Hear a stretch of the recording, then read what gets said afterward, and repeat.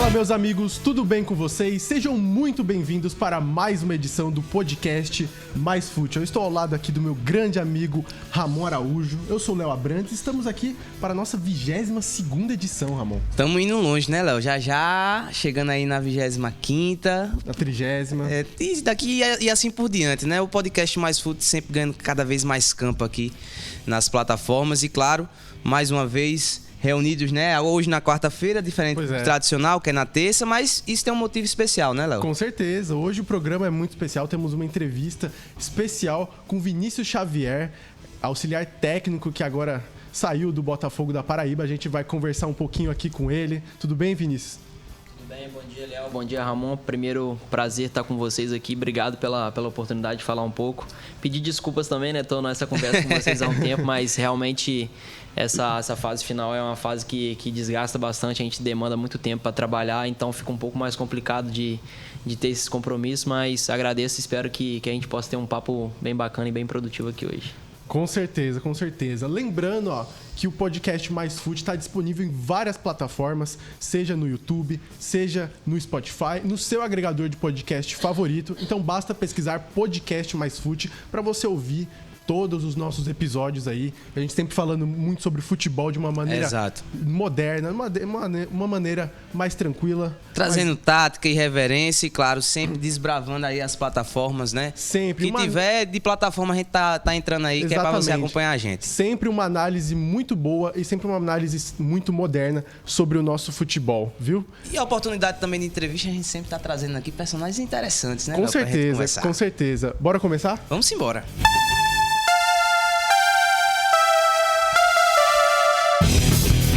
Já trazendo aqui de volta o Vinícius. Prazer aqui estar falando com você. Muito obrigado por aceitar o nosso convite. E assim, vamos começar primeiro, né, sobre a sua história dentro desse esporte, dentro do futebol. A gente estava conversando aqui, falando que você estudava na Universidade Federal de Juiz de Fora, Minas Gerais. Você é mineiro. E você estudava Educação Física e começou no futebol, né, muito por um projeto da própria universidade. Como foi essa sua entrada no futebol e como você também começou a gostar dessa parte tática, né? Você trabalhando agora como auxiliar técnico, a tática é o seu melhor amigo. Exatamente. Então, Léo, como a gente estava conversando um pouco aqui antes da gente começar, né? Eu particularmente sou um cara que valorizo muito o incentivo à educação, incentivo às universidades federais, porque eu realmente sou fruto de um projeto da Universidade Federal. Foi graças a um projeto de extensão que eu consegui começar a minha prática ali, né? Desde muito cedo. Eu tenho uma história um pouco diferente, assim, né? De algumas pessoas que trabalham em comissão técnica, porque eu não fui jogador de futebol, não fui jogador profissional. Jogava ali, né? Na peladinha ali, mas jogava futebol amador, mas nada muito sério. E aí, antes de entrar na faculdade, né, eu já sabia que existia um projeto de futebol dentro da Universidade Federal de Juiz de Fora, né, que é em Minas, a UFJF. E aí, sabia que se eu entrasse na faculdade, eu teria uma oportunidade de pelo menos ter um primeiro contato com o futebol ali, né, de maneira um pouco mais séria, assim, né, que é esse projeto. Para explicar, é um projeto de extensão que existe na universidade, onde o projeto, né, na verdade, ele dá oportunidade tanto para surgimento de talentos como atletas, né, de Juiz de Fora e região ali em Minas, quanto para surgimento de profissionais, né. A gente que estuda lá na faculdade, a gente tem a oportunidade de já ter um contato inicial. Na época que eu entrei, existia um grupo de estudos de futebol, não sei como que está hoje em relação ao grupo de estudos, mas é um grupo que sempre debatia sobre tática, sobre o jogo. A gente trazia artigos, discutia sobre preparação física, sobre a parte técnica, a parte tática. E aí, dentro desse grupo de estudos, assim, no primeiro ano que eu entrei, né, em 2016, já comecei a fazer parte, já tenho uma certa influência ali, comecei sempre a estar presente no projeto, né? E aí recebi um convite para participar da comissão técnica do projeto de extensão, que na época disputava o Campeonato Mineiro. Campeonato Mineiro da segunda divisão do Sub-15, Sub-17. Então, em 2016, eu entrei. Em 2017 foi quando eu participei efetivamente, né, como membro de uma comissão técnica. E aí ao longo do projeto, né, fui participando, passando por outras categorias, Sub-13, tive a oportunidade também de trabalhar em categorias menores como Sub-8, Sub-9, até que Em 2019, né, no final de 2019, começou a surgir a possibilidade de uma parceria com um clube da cidade, que é o Tupinambás. O Tupinambás, na época, tinha acabado de ter um acesso à primeira divisão do Campeonato Mineiro. E aí, na categoria de base, a Federação Mineira de Futebol começou a exigir até uma parceria com um clube. Na verdade, começou a exigir que existisse um clube profissional para você disputar a categoria de base. Então, a UFJF, naquele momento, fez uma parceria com o Tupinambás para a gente poder continuar disputando o Campeonato Mineiro de base. E o Tupinambás também começar a ter uma categoria de base ali para começar a ter um incentivo a isso na cidade. E aí, no final de 2019, no final de 2018, na verdade, foi quando começou a pré-temporada para o Campeonato Mineiro Profissional do Tupinambás em 2019. Inclusive, o treinador era o Felipe Surian. E aí, eu pedi, na verdade, ao meu professor na época, que era o Marcelão, professor de futebol, uma oportunidade de estagiar na equipe profissional do Tupinambás. E aí, ele falou que ficou de ver isso, ficou de ver a possibilidade da gente participar do projeto de fato, né? E aí, na época, o Alberto Simão, que era o gestor lá do clube, ele aceitou prontamente. Na época, entrou como estagiário eu com mais 4 alunos do projeto, né? Inclusive um deles estava trabalhando aqui também no Botafogo, que é o João, preparador de goleiros. E aí a gente começou a participar, fez parte de toda a pré-temporada, de todo o Campeonato Mineiro. Foi quando o Tupinambás chegou, inclusive, às quartas de final do Campeonato Mineiro. E aí, nesse ano, eu recebi o convite para ser propriamente treinador da equipe Sub-15 do Tupinambás, que é o clube que existia a parceria lá com a FJF. E aí, nesse ano, a gente já assumiu, a gente conseguiu um acesso para a primeira divisão do Campeonato Mineiro. Na época, era um acesso conjunto, né? Somava a pontuação do Sub-15 com o Sub-17. Eu era o treinador do Sub-15 e o Vanderlei Tavares era o treinador do Sub-17, a gente conseguiu esse acesso. Então, basicamente, a minha carreira começou por conta do projeto de extensão da Universidade Federal de Juiz de Fora, da UFJF. Todo esse caminho foi traçado através de lá e, graças a Deus, hoje eu tenho a oportunidade, né, de estar numa equipe profissional do nível, estava, né, no nível do Botafogo, mas de estar rodando nessas equipes, né, muito por conta de um projeto, de um incentivo que teve lá atrás de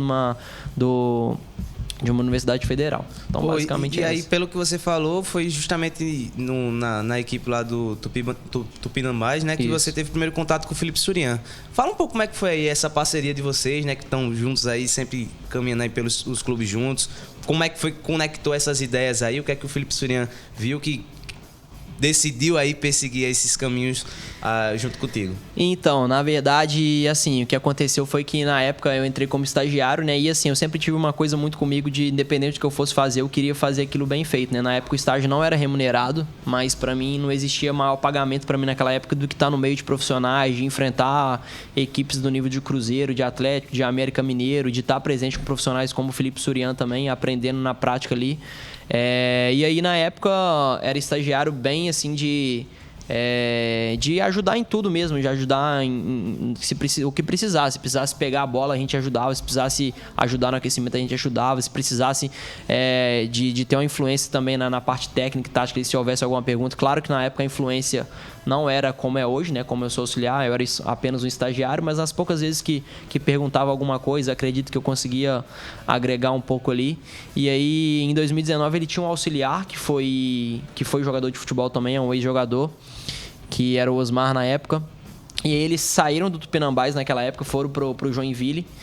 E a gente manteve o contato, bem pouco assim, mas como eu sempre tentei ser muito proativo, ajudar no que precisasse, nas viagens também com o clube lá. E aí, em 2020, o Felipe assumiu a Portuguesa do Rio na Série D, no final de 2020, naquela época de pandemia, né? E o auxiliar dele, na época, que era o Osmar, ele decidiu a largar o futebol profissional, decidiu a empreender no ramo do esporte também, mas decidiu sair dessa vida profissional, porque é um ramo muito incerto, né? Um ambiente bem instável, ele decidiu sair, e aí o Felipe precisava de alguém com ele. E aí ele me convidou, ele me mandou mensagem e falou: pô, Vinícius, quer vir ficar comigo uma semana aqui, me ajuda aqui, eu acho que o Osmar vai vir depois, vem aqui, fica comigo uma semana, me ajuda aqui. E aí, na época, eu fiquei bem empolgado, né? Já arrumei as malas ali, estava em casa já há um tempo lá na minha cidade. E aí fui para ajudar ele uma semana, aí foi ficando uma semana, 2. Aí eu acredito que nessa época, assim, eu consegui mostrar um pouco mais para ele do que eu tinha, né, de conhecimento, em ajudar em planejamento de treino, em análise de adversário. E essa 1-2 semanas foi se transformando em um mês, aí a gente renovou pro Carioca do ano seguinte, foi quando a gente teve uma campanha muito boa. E estamos aí até hoje, graças a essa primeira semana que ele me convidou a ficar lá, eu acredito que eu consegui mostrar alguma coisa para ele e a gente está aí até hoje nessa parceria.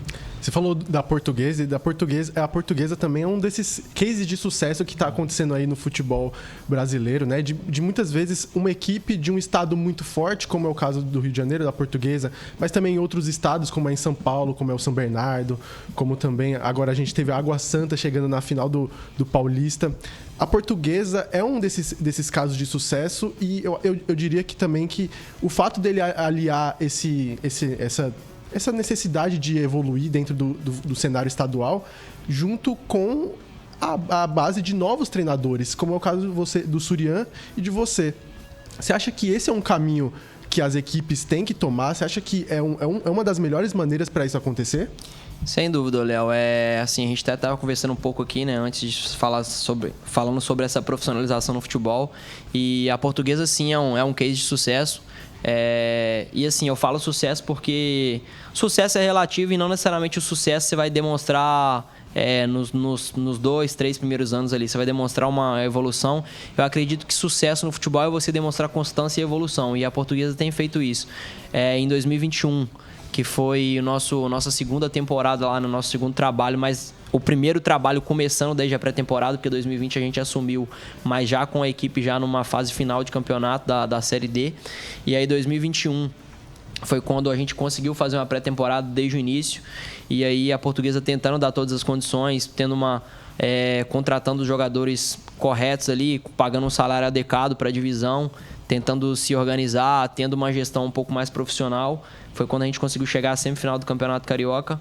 E acho que não tem outro caminho, cara. O futebol está passando por um processo realmente de necessidade de profissionalização, tanto que a gente vê que esses clubes que tentam se organizar mais, a dar valor realmente aos profissionais que estudam, aos profissionais que querem fazer algo um pouco mais sério, algo sério na verdade, né?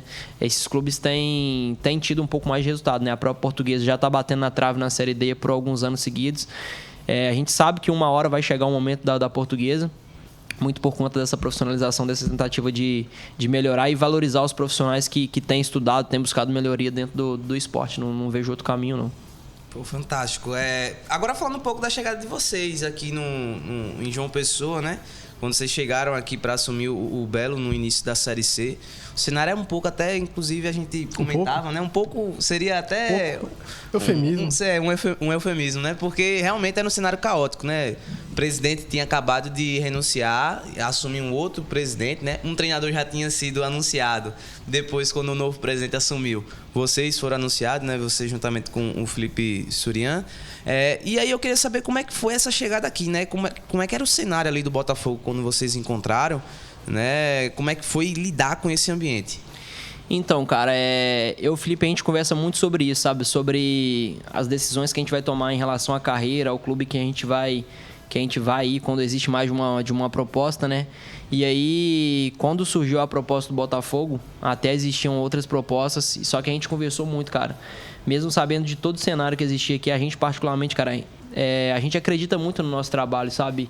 Então, por mais que todo o ambiente em volta influencie, a gente acredita muito que o trabalho de campo é muito importante e pode mudar um ambiente que existe, sabe? Mudar um cenário. E quando surgiu a possibilidade de vir pro Botafogo, a gente sabia de toda essa situação, de um treinador que já havia sido anunciado e tal. Claro que isso gera uma preocupação, né? Pra gente não entender exatamente tudo que se passa. Mas desde o início, quando teve a proposta, a gente conversou da possibilidade de vir para cá e a decisão deveria ser essa por conta da gente acreditar que a gente poderia mudar esse cenário e acreditar também no potencial do clube do Botafogo, né? O Botafogo, a gente fala, é um clube grande, talvez para muita gente aí no cenário nacional não entenda isso, mas a gente sabe que o Botafogo é um clube muito grande, é um clube de massa, como a gente estava conversando aqui, né?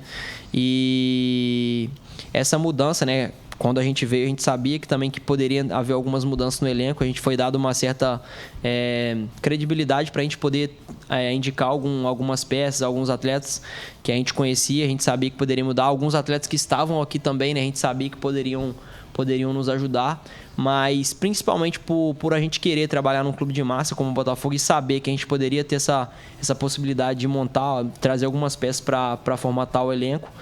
E a gente tomou muito essa decisão por isso, e a gente sabia que com o trabalho junto com a diretoria, obviamente dando essa credibilidade para a gente poder trazer algumas peças e manter algumas que a gente acreditava que poderiam nos ajudar, foi o motivo da gente aceitar o convite.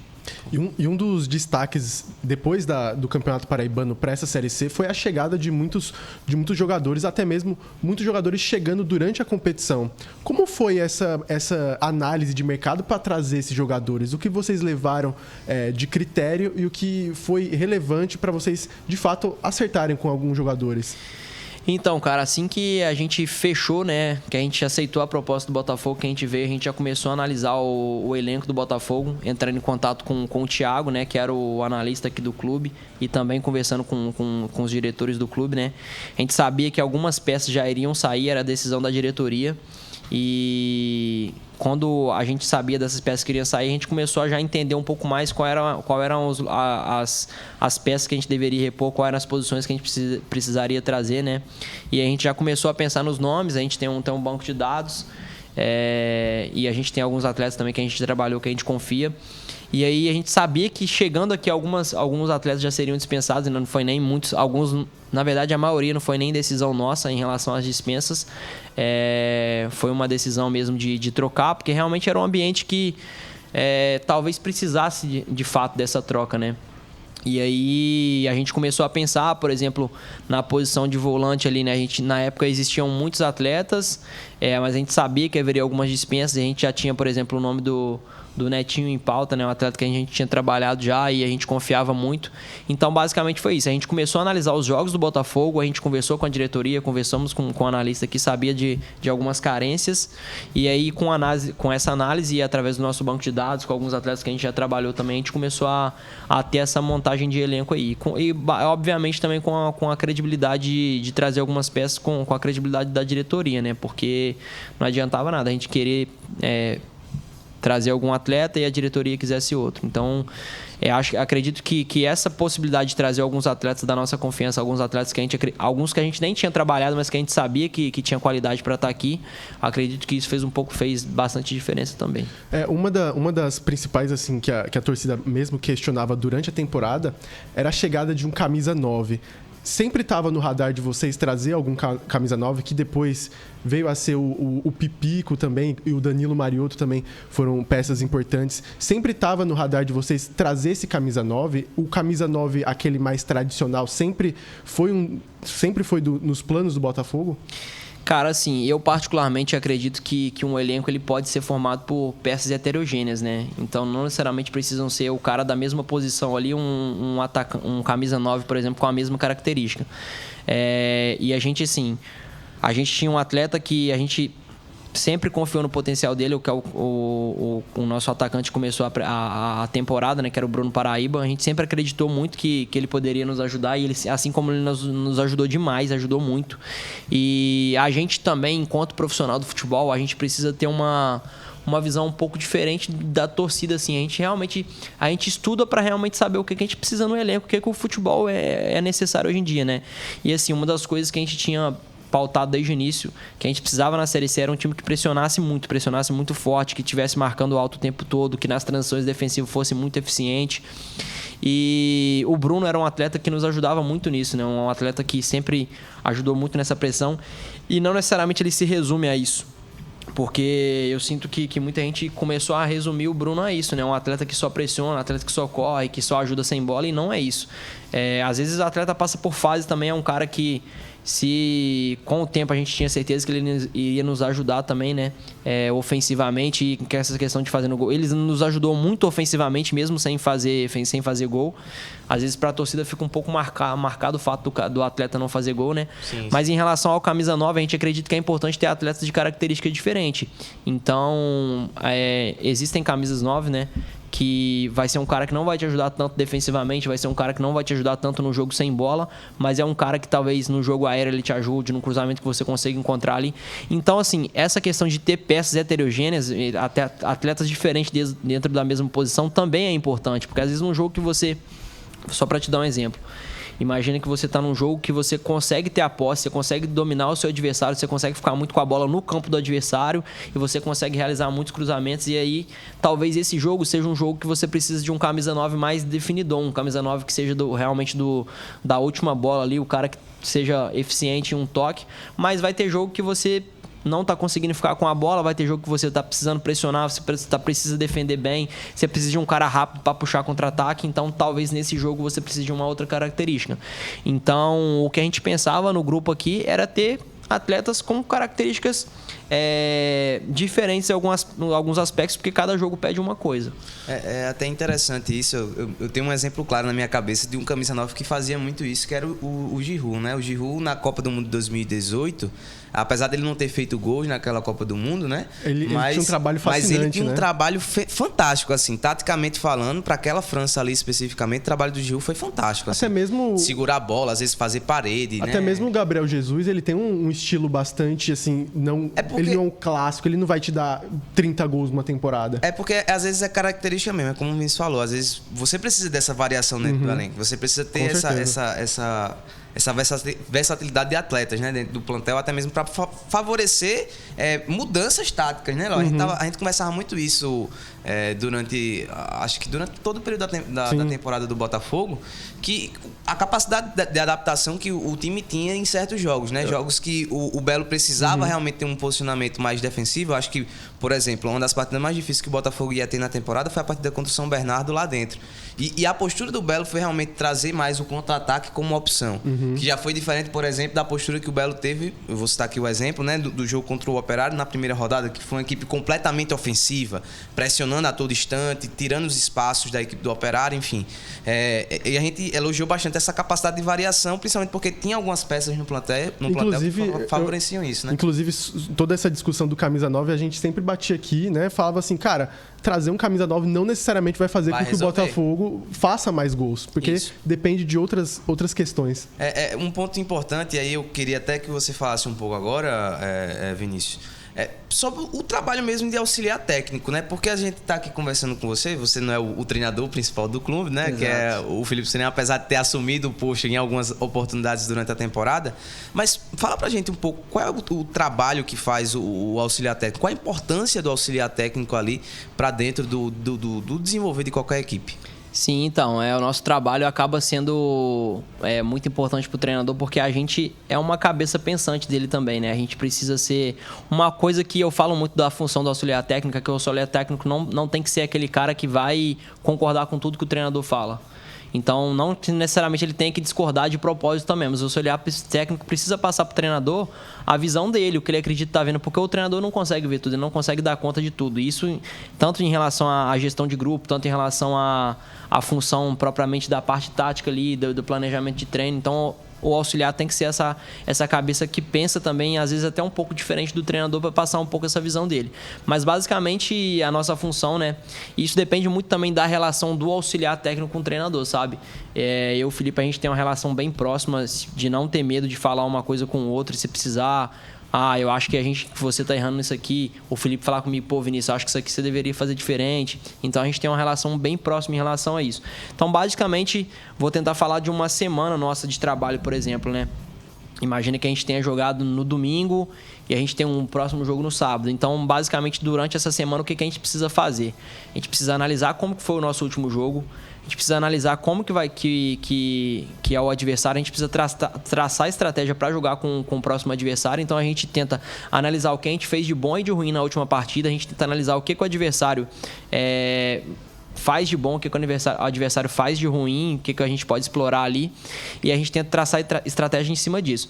Obviamente, a gente não trabalha sozinho, a gente tem toda a comissão técnica, o próprio Botafogo, que existe um analista, né, que é o Thiago. Então a gente faz esse trabalho todo conjunto, tanto de análise da nossa própria equipe, tanto de análise do adversário.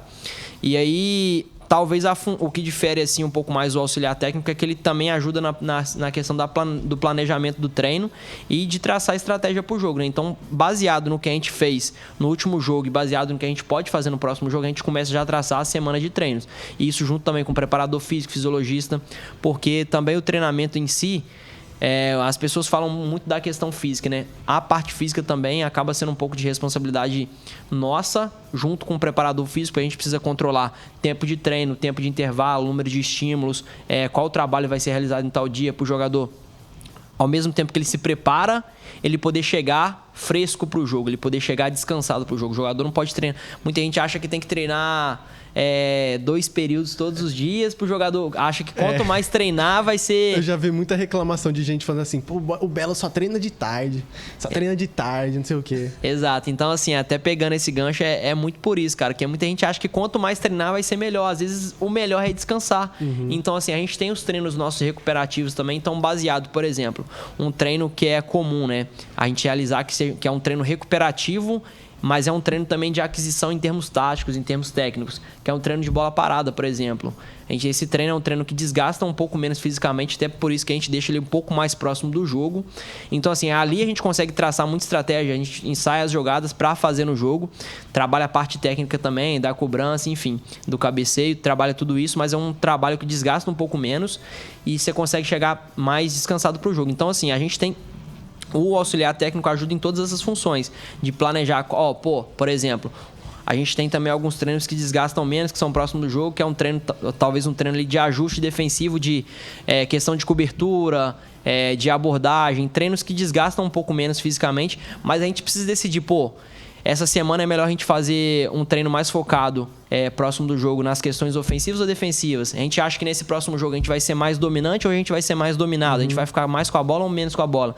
Então, toda essa questão de planejamento estratégico ao longo da semana e dos trabalhos que vão ser realizados, o auxiliar técnico tem que ajudar o treinador.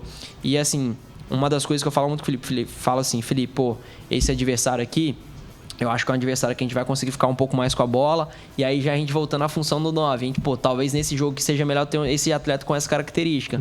E aí o Felipe fala assim, Vinícius, concordo. Ou então o Felipe fala assim, Vinícius, acho que não. Acho que aqui a gente vai precisar de tal jogador. E aí a gente faz esse debate. Então, assim, o auxiliar técnico é como se fosse de fato um treinador 2 ali. No final de tudo, quem vai tomar a decisão vai ser o treinador. Mas, graças a Deus, eu tenho uma relação muito boa com o Felipe, então ele escuta bastante as coisas que eu falo, sabe? E, basicamente, é isso. Ajudar na questão do planejamento do treino, de traçar estratégia. E também a gente é um cara que talvez a gente tem... o atleta sente um pouco mais à vontade de falar com a gente. Então, quando a gente quer discutir alguma coisa, seja de comportamento, seja de questão tática mesmo, o atleta tem mais confiança de chegar em mim no treino, no jogo e falar, Vinícius, eu acho que isso aqui a gente deveria mudar, essa função aqui eu acho que eu não consigo realizar tão bem. E eu sou um pouco um filtro também disso, de todas as informações que chegam, tanto de comportamento disciplinar e tanto de parte tática também, parte técnica. Eu sou esse filtro para saber o que precisa chegar no Felipe ou não, porque eu também não posso passar tudo para ele. Tem coisas que às vezes eu preciso resolver sem chegar nele, porque ele tem problemas mais importantes para resolver. Então, basicamente, é essa função, meio que um treinador 2, e depende muito também dessa relação do auxiliar com o treinador. E a gente via muito também, né, o quanto o Botafogo apresentou em vários momentos da temporada uma intensidade, uma pressão na bola e também transição ofensiva também que o Botafogo exercia em muitos momentos, acelerar essa jogada com a bola. Essa é a visão que vocês têm sobre o futebol e também é uma visão muito moderna, assim. Como que vocês tentam trabalhar essa questão, principalmente num cenário novo, às vezes com jogadores que nem sempre foram habituados a isso desde sempre? Como é essa relação com a transição ofensiva, com as táticas mais modernas? Então, cara, na verdade, como eu te falei, né? A gente elabora a estratégia jogo a jogo, mas assim, todo treinador tem uma identidade, tem uma característica principal. E essa questão de estar pressionando o tempo todo, de perder a bola e pressionar, é uma característica já que o Felipe tem adquirido, que a nossa comissão técnica tem conseguido fazer nos clubes. A gente trabalha muito isso ao longo da semana de treinamento, também na pré-temporada. E essa questão comportamental, a questão de posicionamento também. Então, assim, essa é uma identidade que a gente já tem. Tanto que na montagem do elenco a gente tenta trazer esses atletas que consigam fazer isso bem. Mas, obviamente, depende muito do jogo, né? Existe jogo que talvez você não possa pressionar o tempo todo. Às vezes você tá vencendo o jogo ali e se você pressionar você vai desgastar um pouco mais, porque é uma questão que também depende muito dessa demanda física. Então, dependendo do atleta que você tem em campo ali ou no elenco, você não consegue fazer isso o tempo todo. Tem jogador... E dependendo também do jogo, você tá vencendo o jogo, você já fez, sei lá, 5 substituições e tem algum atleta que tá um pouco mais cansado. E a pressão, cara, e a transição, é curioso isso, porque talvez se um jogador falha ali, é um efeito dominó, é um efeito cascata. Ficou muito conhecido recentemente a entrevista que o Daverson deu pro Sport TV, que era justamente aquela questão de que, pô, o Pedro não tem essa capacidade de pressionar. Então a gente aproveitava isso para poder sair mais rápido. Então, de fato, isso é o que a gente pensa. Por isso que não é todo jogo, porque dependendo do atleta que você tem em campo, você não consegue pressionar com ele, você tem que criar um outro tipo de estratégia. E aí, pegando esse exemplo, né? Se um jogador, imagina, o jogo de futebol já são 11-11, mas no momento que você está pressionando, praticamente são 10 pressionando 11, porque o goleiro não participa efetivamente dessa pressão lá em cima. O goleiro vai participar, é efetivo sim, ele é muito importante nas coberturas, mas ele não é um cara que, por exemplo, se você decide fazer uma marcação um pouco mais individualizada, o goleiro não vai ser o cara que vai marcar o atacante. O goleiro precisa proteger a meta ali. Então, se você pega equipes que utilizam o goleiro para jogar, já são 11 contra 10. Aí imagine que você tem mais um atleta que não pressiona, passa a ser 11 contra 9. E aí, assim, uma das coisas que a gente tem de característica também, né, que a nossa primeira linha de pressão, que são os atacantes, os meias ali, a gente faz uma pressão um pouco mais individualizada. E a nossa linha de trás, às vezes, ela fica um pouco mais zonal. Ela deve um pouco mais protegendo o espaço. Questão de segurança também. E aí, se você tem um atleta que não pressiona, e nessa pressão individualizada, se ele não pressiona, já é 1 ou 2 jogadores que vão ficar livres. E aí, se esse jogador fica livre e recebe a bola, se tem um que não pressionou, já tem que saltar um outro que estava marcando um outro atleta. E aí, esse atleta que estava marcando um outro já deixa um outro jogador livre. Então, assim, o futebol hoje, se você resolve pressionar, se você resolve jogar dessa maneira, não tem espaço para atleta que não pressiona. Então, talvez, se você tem um atleta dessa característica, você precisa mudar um pouco a estratégia. E o futebol hoje em dia tem muito isso sobre de você conseguir ter a superioridade numérica em alguns espaços do campo, né? E principalmente quando você usa o goleiro, você cria essa superioridade numérica. Então é sempre muito, muito complicado, é sempre um jogo de xadrez, né? E o povo fala que a tática também envolve muito essa parte estratégica, né? Exato. Então, assim, essa questão da superioridade numérica é uma coisa que os treinadores sempre buscam ter, né? Mas existe também maneiras de você... Existem outros tipos de superioridade no futebol, né? Tanto que até no livro a gente fala um pouco disso, né? De como você pode usar o espaço, usar a relação de distância a seu favor. Não que ter um jogador a mais vai ser determinante, mas isso pode ser muito importante. E aí, dentro dessa situação aí, a gente tenta traçar estratégias, tenta criar dinâmicas que favoreçam, né? Para que mesmo em caso de inferioridade numérica, você consiga ter um sucesso ali, né? Tanto defendendo quanto atacando. Então, assim, a gente consegue mexer dentro dessas dinâmicas também. Porque se fosse só superioridade numérica, nunca que uma equipe com um jogador a menos iria vencer o jogo, né? A gente tem vários exemplos aí de equipes com um jogador a menos, até com 2 jogadores a menos, conseguem fazer gol, conseguem se defender bem. Já que citou o livro, né? A gente mostra aqui pro pessoal, o livro aqui, né? Situações táticas de jogo, fase ofensiva, que você escreveu junto com o Ítalo Rezende. Queria que você falasse um pouco como é que foi a construção desse livro, né? O que é que motivou vocês a fazerem esse livro aqui. Conta um pouco da história pra gente. E destaque também que é um livro, assim, bastante moderno, assim, pô, tem QR Code, tem umas artezinhas bem bonitas, assim, então fica...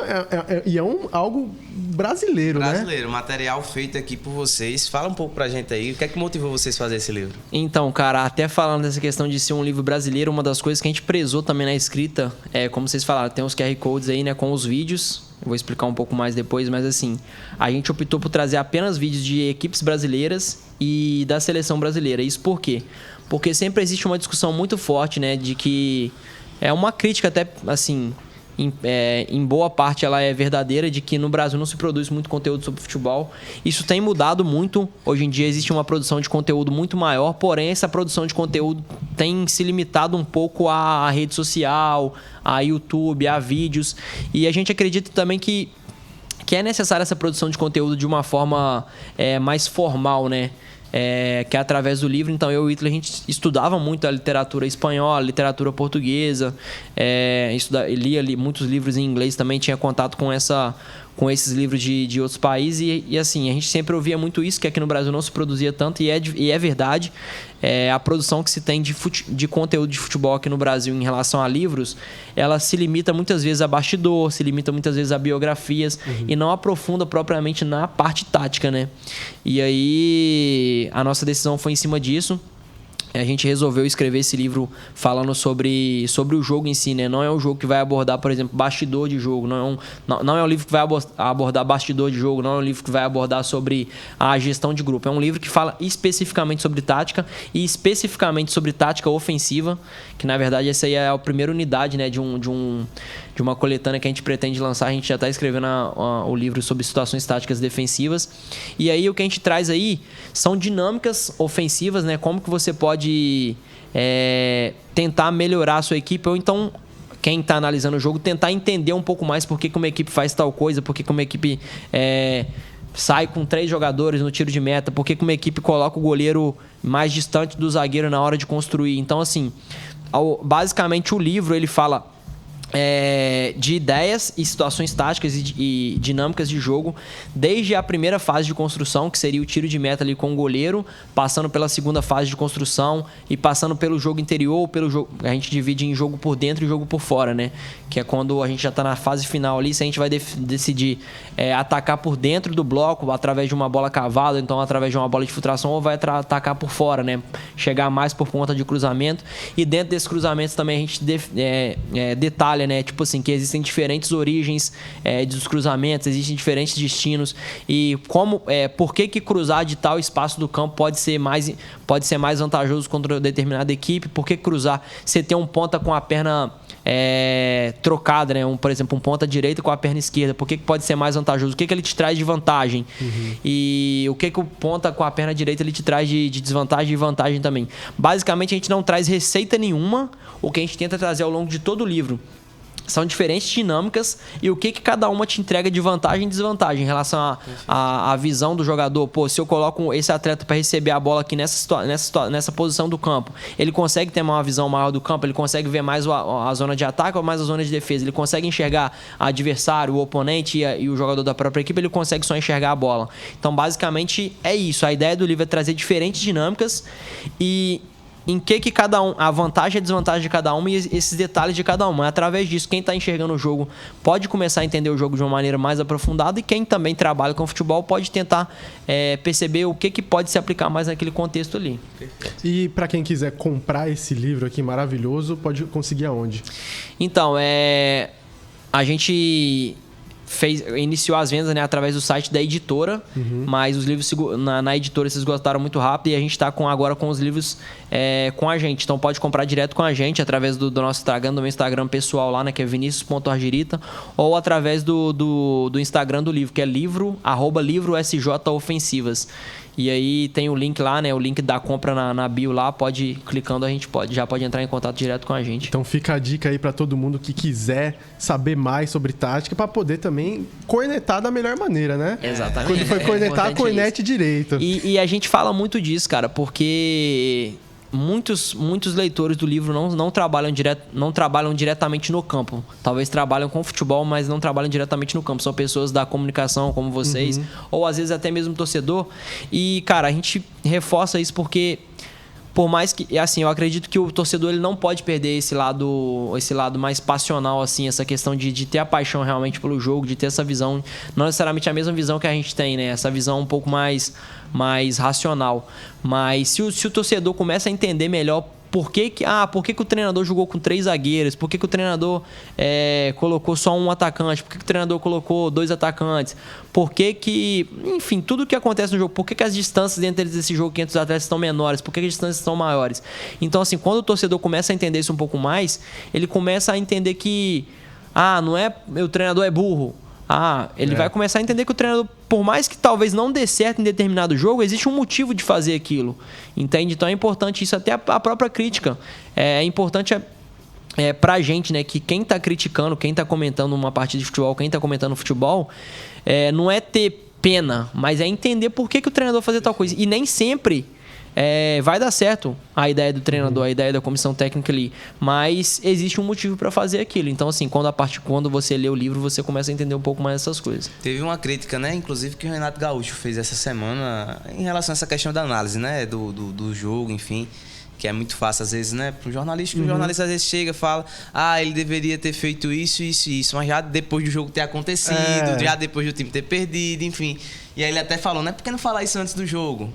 Porque se o treinador acertar, ele depois vai dizer, não, porque o treinador sabe mais de futebol do que eu, enfim. Exatamente. Enfim. E é uma questão muito interessante no futebol você também reconhecer as dificuldades que existem para você conseguir estabelecer esses tipos de táticas. A gente estava conversando aqui e eu comentei que eu sou muito fã do estilo do Jürgen Klopp, o Gegenpressing alemão, que é a pressão intensa na bola. Mas, obviamente, a gente sabe o quão difícil é isso, porque requer muito vigor físico, requer muita concentração e requer muito trabalho. E se a gente trazer aqui para o panorama do Botafogo, para um futebol de Série C, existem muitas dificuldades que impedem o Botafogo de ter uma constância maior, muitas vezes, em pressão na bola, em de ter essa tática mais refinada. Aqui no Botafogo, quais foram as dificuldades que vocês sentiram quando vocês chegaram na equipe e durante o percorrer do campeonato? Então, cara, assim, particularmente... eu acredito em algumas coisas e uma dessas coisas, né? Acho que o futebol... eu tenho certeza que o futebol, qualquer tipo de resultado que você tenha, ele depende ele é multifatorial, né? Nunca vai ser um único fator que vai influenciar. Mas, assim, eu acredito que uma dificuldade aqui no Brasil sejam as viagens longas, as logísticas, né? Principalmente das equipes do Nordeste. A gente, por exemplo, fazia muitas viagens de madrugada e era o que tinha, sabe? Não tinha como mudar, porque era o horário do voo que existia ali. E aí, muitas vezes, muitas conexões longas. Às vezes a gente tinha que fazer, por exemplo, para a gente jogar no Norte, a gente tinha que ir lá em Brasília ou então em São Paulo para depois de lá pegar um outro avião. Então, assim, por mais que muita gente ache que isso é tranquilo porque tá dentro do avião ali, mas é muito desgastante. O atleta ter que acordar de madrugada, ele ter que... Porque o descanso também é uma coisa que é muito importante quando a gente fala de pressionar, né? Depende muito do vigor físico. E o descanso, a gente brinca que descanso é treino, né? Porque o atleta ele precisa recuperar. A partir do momento que ele tem um estímulo, ele precisa recuperar desse estímulo para poder ter uma progressão e ter uma melhora ali no nível de desempenho dele, né? Então, assim, essas viagens, assim, é uma das coisas que eu acho que é bem difícil, é bem desgastante. O atleta também não consegue compensar esse sono que ele perde ao longo da noite. Ele não consegue compensar isso durante o dia, ele não consegue. Existem outras questões também, né? Que nessas próprias viagens, às vezes é um pouco mais difícil do atleta se alimentar da maneira que ele se alimenta quando está em casa ou então no hotel. Existem algumas questões, existe questão de característica de jogador também, como eu falei, né? Dependendo da característica do atleta ali. E assim, essa é uma questão muito complicada que a gente conversa muito dentro da comissão, porque às vezes você sabe que um atleta tem um determinado problema, certo? Mas ele te entrega muitas outras coisas que não é porque ele talvez não seja tão bom em alguma coisa que você vai tirar ele. Vou te dar um exemplo. Imagine com um lateral que tá te entregando muito ofensivamente e ele tem problemas defensivos. Talvez, cara, ele te entrega tanto ofensivamente que por mais que você saiba que ele tem esses problemas defensivos, você tente corrigir isso, e é uma questão que é possível corrigir, mas demanda tempo. Mas mesmo você sabendo que esse atleta tem esse determinado problema, essa determinada dificuldade em algum aspecto, você precisa manter ele no time porque ele te entrega muito mais em outras coisas, entendeu? Então, assim, talvez em alguns momentos a gente abria mão de um atleta que pressionava um pouco mais forte, porque a gente precisava de uma determinada característica e esse outro atleta entregava mais do que um outro que pressionava tanto quanto. Tanto pressionava mais do que esse outro atleta que estava em campo, entende? Então, assim, a gente precisa tomar muito tipo de decisão assim, dentro do jogo. Então, assim, a gente tem que abrir mão de algumas coisas para ter outras, entendeu? Então, a gente fala muito também que futebol é cobertor curto, né? Às vezes você vai cobrir a cabeça e vai destampar o pé, né? Você vai cobrir o pé e vai destampar a cabeça. Então, assim... isso também teve muita influência. Às vezes a gente abriu mão de alguma determinada característica para poder ter um atleta que entregava outra. Então, tudo isso influencia, cara. A questão de alimentação, a questão das logísticas também. Um calor muito intenso também aqui no Brasil, cara, que se você for comparar com a Europa, claro, também existe o calor, né? Mas talvez não seja o mesmo que aqui, e talvez não na mesma proporção e na mesma frequência, né? A gente pegou esse ano...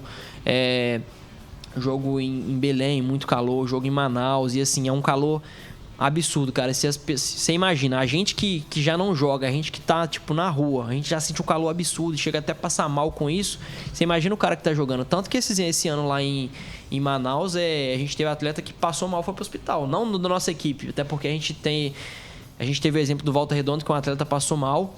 E isso é uma das coisas também que você tinha até perguntado da função de comissão técnica, né?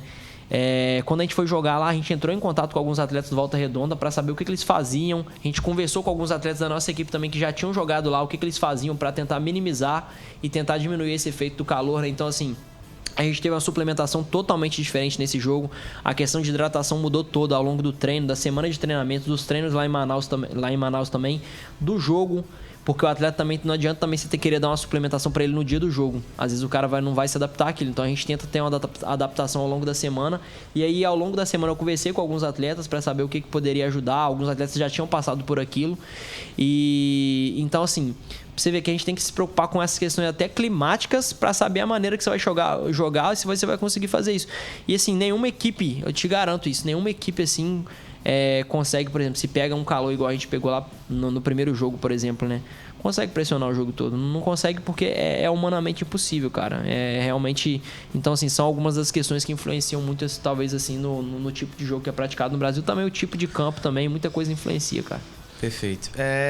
E aí, falando um pouco mais sobre essa fase final aí do Belo na Série C, pegando também até o apanhado geral da competição. A gente viu que o Botafogo começou o campeonato muito bem, enfim. E nessa segunda fase, a equipe começou com uma vitória e depois veio numa sequência aí de derrotas, 5 derrotas. Dentro da tua análise, dentro daquilo que tu pôde observar, até mesmo do desempenho da equipe, né? Você até comentou com a gente, né, que de um jogo para o outro vocês fazem essas análises, buscam fazer essas correções dos erros que a equipe cometeu. Na tua perspectiva, o que foi que faltou para o Botafogo nessa segunda fase da competição? Por que talvez a equipe não conseguiu ter o desempenho esperado nessa última fase do campeonato? Sim, então, mais uma vez eu vou falar da questão multifatorial, né? Eu acho que muita coisa influencia nisso, né? E assim, particularmente eu não posso analisar o futebol só pelo resultado em si, porque eu acho que teve muitas partidas nessa segunda fase que a gente foi muito bem, mas aí entra a questão do aspecto mental também, porque, por exemplo, o jogo contra o Volta Redonda foi um jogo que a gente ficou muito com a bola, a gente conseguiu criar muitas oportunidades, mas a gente não conseguia definir tão bem ali. E isso também talvez tenha sido uma coisa que pesou a gente não definir tanto o jogo, né? A gente criava as oportunidades e não definia. E a questão mental também pesou, cara, principalmente depois do gol que a gente sofreu contra o Paysandu lá, né, no último minuto, porque foi um jogo que a gente também tinha jogado muito bem, a gente estava jogando contra 50 mil torcedores, foi um jogo muito difícil pra gente, mas que a gente conseguiu criar chance, que a gente conseguiu defender bem, mas entra a questão mental também, questão de concentração, porque você imagina, cara, o atleta ficar 90 minutos concentrado e com a equipe, com a torcida jogando contra. E aí acaba que naquele último momento ali a gente sofreu um gol, assim, que questão de falta de concentração mesmo. Porque é difícil, cara, você manter aquele jogo, se eu não me engano, teve mais de 100 minutos. Foi. Você imagina o atleta... E o futebol tem uma questão que é muito importante, cara, porque você imagina, um jogo de 100 minutos, às vezes 2 segundos é determinante para mudar o resultado da partida. Então, o que eu acredito que foi ali, a gente tem uma sequência, se não me engano, de 2 escanteios contra, e aí no terceiro... e a gente tinha defendido bem esses 2 escanteios. Uhum. A gente tinha defendido bem esses 2 escanteios. E aí numa questão de 2 segundos ali. E aí muita gente quer culpar o atleta e tal. Tudo bem, a comissão técnica tem responsabilidade. O atleta também tem responsabilidade disso. Mas é realmente muito difícil, cara. Porque também foi uma situação rápida. Que o Gandula botou a bola rápido ali. E a gente estava se organizando. Até teve a impressão, não sei se foi isso, Vinícius. Mas eu acho que, se eu não me engano, os jogadores do Botafogo acharam que teve um toque do jogador do Paysandu. Sim, e teve essa situação também. Teve essa situação. Porque às vezes o torcedor acha que, tinha que ter olhado, isso aí é falta de respeito. Não, às vezes não é isso, cara. Às vezes o atleta realmente na hora ali, ele é questão de milésimo de segundo e o futebol é determinado nesses segundos aí. Mas ainda assim, cara, eu acredito que a gente fez boas partidas. Acho que a gente fez uma boa partida contra o Paysandu aqui.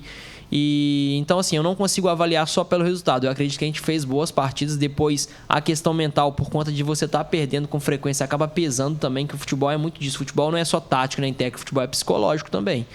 Então, isso acaba influenciando na confiança do jogador, até na confiança da própria comissão, enfim. Eu acho que isso pesou um pouco. Não acho que a gente tenha feito partidas ruins. Mas o futebol é também apaixonante por isso, né? Às vezes, da mesma maneira que a gente perdeu esse tipo de jogo, teve jogo que a gente ganhou também ao longo da temporada, que a gente não jogou tão bem quanto o adversário, a gente foi lá e ganhou o jogo. Isso faz parte do esporte.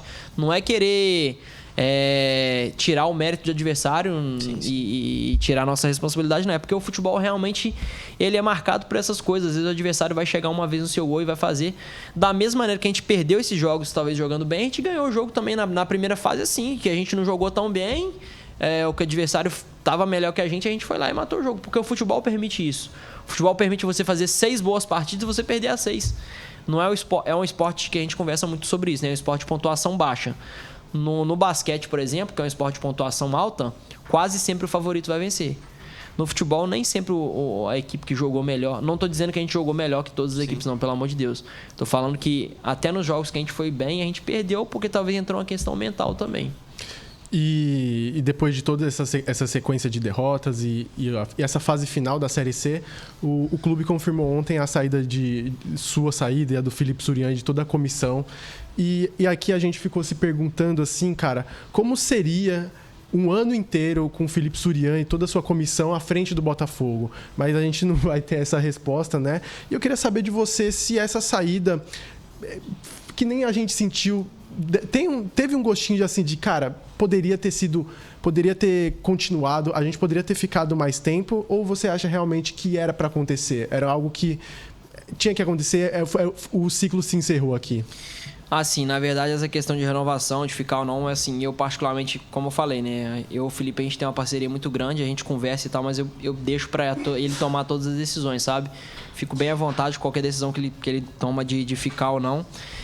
Assim, em relação a ficar ou não, a gente, por conta de eu estar no futebol, às vezes a gente já espera algumas coisas, né? Tipo assim, a gente sabe que pode acontecer de ficar ou não. No futebol muda muito isso. Isso é muito... acaba sendo bem flexível em relação a isso, né? Cara, o que eu posso falar aqui do Botafogo, que a única coisa que eu fiquei triste é que talvez tudo que a gente fez, isso eu falo até em relação à torcida mesmo, né? Talvez essa fase final aí apagou tudo que a gente fez desde lá do início, sabe? Porque a gente chegou realmente... vamos dizer assim, era terra arrasada, né? Porque realmente é uma equipe que vinha muito mal no Paraibano. A gente tentou fazer toda essa reformulação, trazendo alguns atletas, ficando com alguns que já estavam aqui, confiando nesses atletas. A gente ouvia de torcedor, quando a gente chegou aqui, que tinha medo de não ficar nem na Série C, né? Existia esse medo. Então, assim, a gente... É o que eu falei, eu acredito que o nosso trabalho foi muito bem feito. A gente foi a única equipe da Série C que ficou em todas as rodadas na primeira fase, na zona de classificação. E isso é muito difícil, porque foi uma Série C muito competitiva. A gente vê equipes que ficaram de fora da fase final, como CSA, Náutico, equipes de camisa, o Remo, equipes de camisa, equipes de torcida e equipes que investiram muito mais alto que o Botafogo. Se a gente pega a folha salarial dessas equipes, todas são absurdamente maiores que a do Botafogo. E a gente conseguiu chegar. E nessa fase final aí, o fato de a gente ter perdido vários jogos, né? Talvez apagou a visão que eu tenho, que pra muita gente apagou tudo que a gente fez lá. Então o que eu fico triste é só isso. Não é questão de ficar ou não. Isso aí pra gente... até porque a gente vai tomar algumas decisões agora sobre o prosseguimento da carreira, né? O Felipe vai decidir algumas coisas. Então, em relação a ficar ou não, a minha maior tristeza não é nem essa. A minha maior tristeza é talvez ter apagado pra torcida ou pra alguém, assim, enfim.